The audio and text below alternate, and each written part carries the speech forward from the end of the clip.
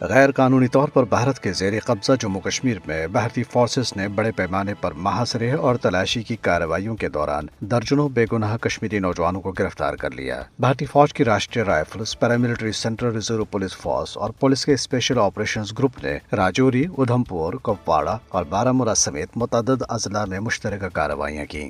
قابض فوجیوں نے گرفتاریوں کے علاوہ متعدد دستاویزات بھی ضبط کیں اور مکینوں سے سخت پوچھ گچھ کی۔ سری نگر میں اضافی بھارتی فورسز تعینات اور نئی چوکیاں قائم کی گئی ہیں اور شہر کے بالائی علاقوں میں تلاشی کی کارروائیاں تیز کر دی گئیں۔ کم از کم 30 افراد کو کالے قانون پبلک سیفٹی ایکٹ کے تحت گرفتار کر کے وادی کشمیر سے باہر کی جیلوں میں منتقل کیا گیا۔ بھارتی ایجنسیاں کشمیری عوام کی سرگرمیوں اور نقل و حرکت پر کڑی نظر رکھے ہوئے ہیں، جس سے صورتحال بدستور کشیدہ ہے۔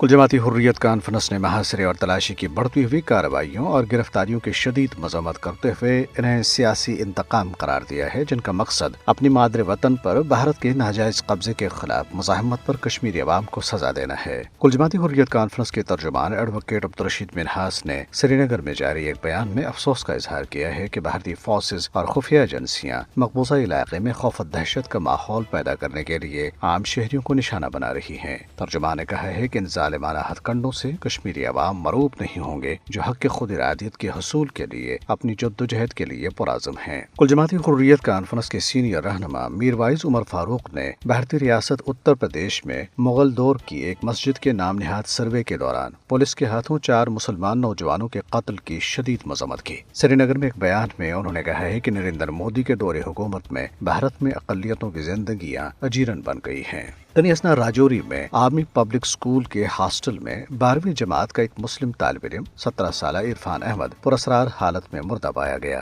ادھر واشنگٹن میں تنازع کشمیر پر تبادلہ خیال کے لیے ایک اہم اجلاس ہوا، جس میں امریکہ، برطانیہ، سعودی عرب اور آزاد کشمیر کے نمائندوں نے شرکت کی۔ فرنٹس آف کشمیر کے زیر اہتمام اس اجلاس میں کشمیر کاز کو فروغ دینے کے لیے بیرون ممالک مقیم کشمیریوں کے اہم کردار کو اجاگر کیا گیا۔